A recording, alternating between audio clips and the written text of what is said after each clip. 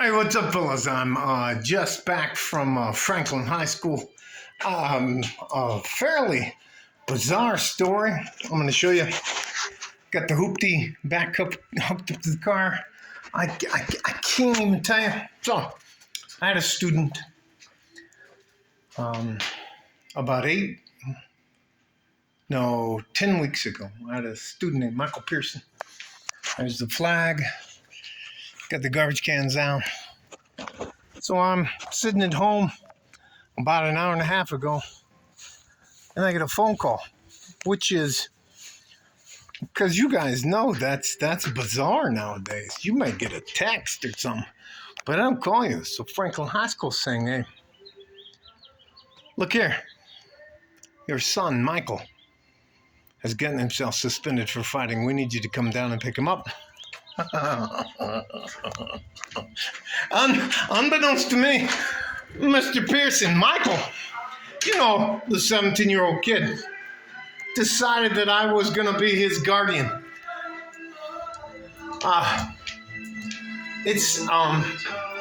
Anyways, let me, that's the Righteous Brothers Unchained Melody. And let me tell you something. That's a simple microphone. Anyway, so I just started. I'm not mad at him. I can't tell you, I'm not mad at him at all. And when he showed up, he looked so sheepish. Hey, coach, listen. I didn't show up like I'm gonna fucking beat your ass or anything like that. I showed up, and it was just evidently his mother's been gone for 3 weeks. There are the Franklin Mountains. Beautiful blue sky. Nothing crazy going on. I'm going to have to, the wind, every time I get the pool cleaned out, the palm trees and everybody else decides to dump shit in the...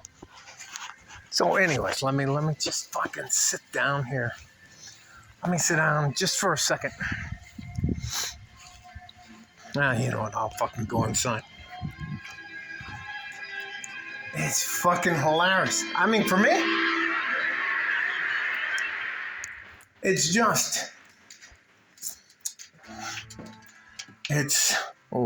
there one man from New Orleans.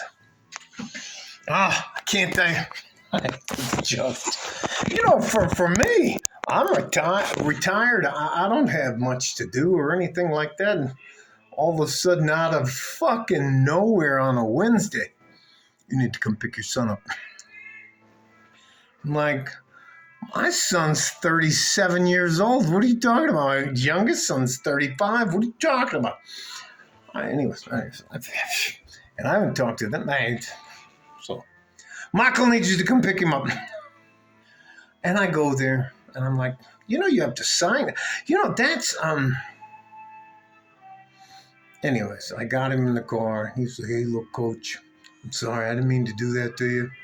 I haven't seen my mother in like 3 days. Kind of hungry. So I took him over to, it's called the Orange Cow. And we got him a double burger. And he ate like a fucking crackhead. I gave him $400. That's all the money I usually carry between $400 to $1,000 in me on cash. And the only reason, let me get sidetracked. I carry cash because in real life you can't call timeout. So let's just move on. So Michael's like, da-da-da-da. He's like, hey, coach, da-da-da-da-da. And I love all you guys, but you just can't come fucking stay with me. It's just fucking... And the only reason I went, I was like, hey, this sounds fucking interesting. I'm going to go check this out. While we're in there, well, I went in and I'm talking to the vice principal came up. And he was, Mr. Forsyth, I don't understand how you became his guardian and all that kind of stuff. But, yeah, anyway, it doesn't matter. I need you to sign here, and here, and here, and here, and here. And inside, I'm fucking laughing my ass off because as a young man, that's exactly something I would do. And Michael's over there. He's sitting on the, they have a row of chairs. The door's here, and there's a row of like 6 chairs, maybe 8 chairs. And then there's the bed, the bar, the place. I ain't the fucking man. So I'm standing there, and he's over my shoulder. And once I get done signing all the paperwork and all that stuff, I turn around and look at him, and Michael's like, and then he's like, all right, you guys are good to go. Da, da, da, da, da. I take him out. I don't say anything to him. I don't say anything to him until he puts his seatbelt down in the car. And for me, I don't know if you've ever dealt with young men before, but sometimes in order to gain a young man's attention, you got to kind of take him out where he's not comfortable. So he thinks I'm taking him directly home, and he's giving me instructions. So we're coming up from Franklin High School, which I pull out of the parking lot, and I take Red Road. And I'm taking Red Road up, and he thinks I'm going to turn off on, that fucking matter. I'm going to turn off on High Ridge because he lives about 6 blocks up from me over to the left.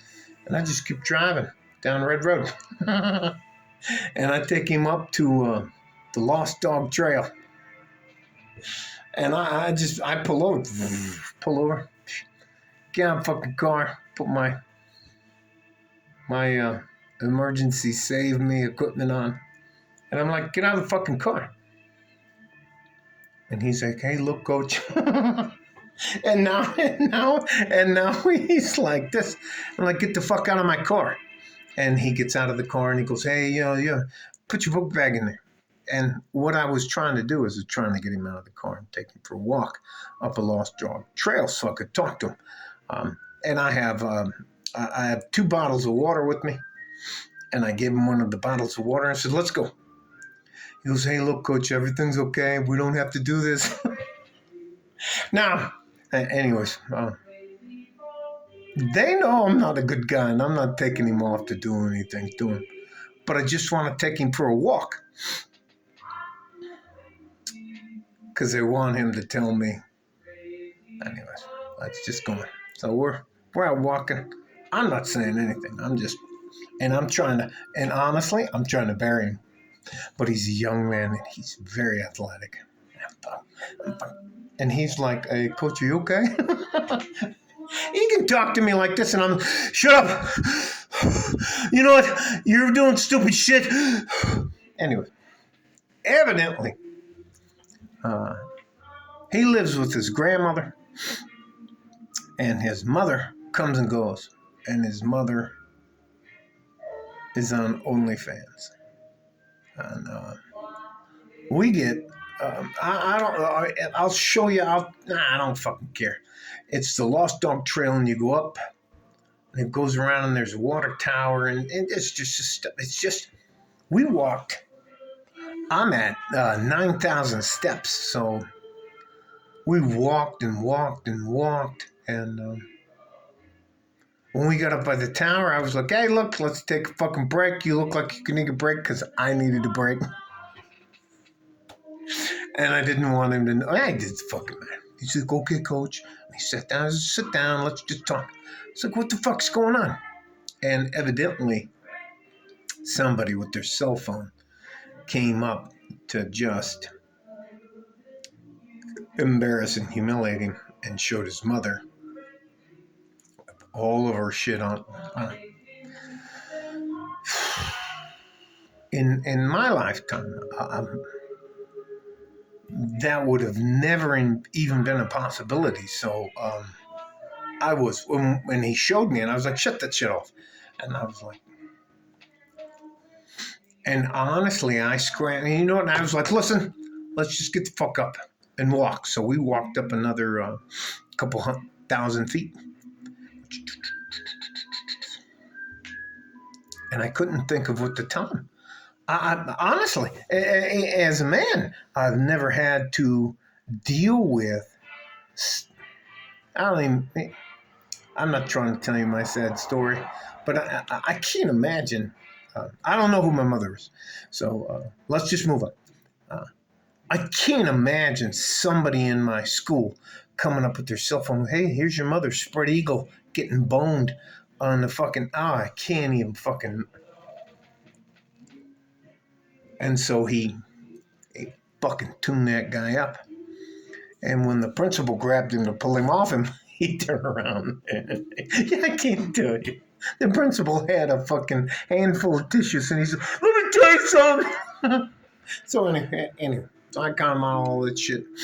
I'll turn him. I have an appointment with him at 3:30 to see our attorney, and then to see if they're going to file charges or whatever they're going to do. But mind you, I was good for me today. I was just going to fix the pool, but it was all that to say this. There are a few of us out there, young men, who are going to help you. I didn't say anything to him. I didn't look at him. I wasn't trying to embarrass him or do anything else. I just wanted to get him out of that situation. And then I fed him. And then after that, I took him for a ride. And from where I come from in the old school, you take somebody for a fucking ride. There's only two options to that. You either figure it out or one of you don't come back. So anyway, and we're walking, and we are up in the hills, and he's got his bottle of water, and he had half of his hamburger and some of his fries, and we stopped it. He just started crying. He's like, I don't know what the fuck to do. You know, I'm fucking so and he's just fucking and he's just fucking screaming. He starts throwing shit all over the place. He goes, how could you do that to me? And I'm like, he's talking about his mother. And I think sometimes that women believe that they can do whatever they need to do to survive. Yeah, that's fine. But if you as a woman or you as a man don't realize that the things you do affect the people who love you and care for you and actually have to depend on you like children, it's terrible. He wants to get the fuck out of El Paso. He wants to go someplace where nobody knows him. He's talking about joining the Marine Corps. And I was like, hey, look, this is a joke. Don't get mad at me if you're a United States Marine Corps person. But I was like, look, you're too smart to get in the Marine Corps. Anyway, then he just started laughing. I can't. Now I have a wife. She's a beautiful woman, Maria. If somebody came up, I only had one time where somebody she used to know came up and tried to talk to me about that we were friends and that. And that didn't end well for that person. And if I ever see that motherfucker again, let me tell you something. If I ever see that motherfucker again, we're going to have a problem. We're going to be moving furniture around. I'm going to get a fucking gas done. Oh, can't even fucking tell you, little guy. Anyway, I can't even imagine what it would be like to be in high school and somebody show you a picture of your mom getting smashed. I just... All right, listen, this is way too long. Michael, I'm going to look out for you. I can't tell you. Here it is again. And then I'll drop this. And young men, you have to deal with things I never even imagined I would have. Your lives are so much more complicated than mine is. It breaks my heart when these things happen, but I'm going to do what I can to help you. I promise you I'm not going to try to take anything from you. I don't want anything from you. You don't have to like or subscribe. I'm not doing this for that. I just want you to know that there are a few of us out there who are going to try to help you. And I promise you, those of us that are trying to help you aren't going to take anything from you, because we don't need anything from you. I'm just, Jesus Christ, I can't. Love you guys. Stay safe and healthy. Take care of each other if you can. If you can't, take care of yourself. Michael, you're not responsible for anybody else's actions. We're gonna take care of you. Oh, last bit. Guess what? Well, as soon as they filed the paperwork for the paternity fraud, all of a sudden they got a call. Anyways, the lawyers are talking about shit now. So, anyways, man. And anyways, doesn't fucking matter. Michael, you didn't do anything wrong. And you're getting punished for something somebody else did. And I just don't think people realize the absolute difference our lives have. It doesn't fucking matter. All right. Like a fart in a G-string from West Texas, El Paso, I'm out of here. Bye-bye.